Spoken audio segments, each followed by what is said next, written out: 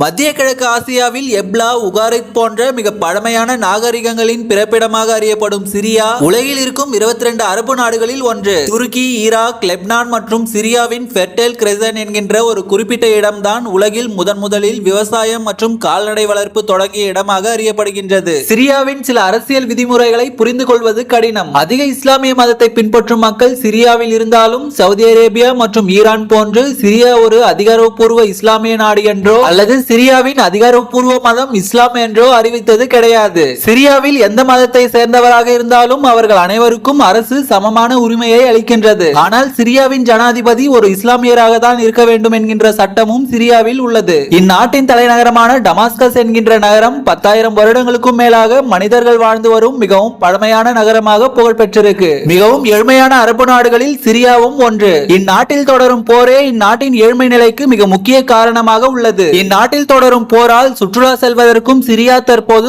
ஏற்ற நாடு கிடையாது.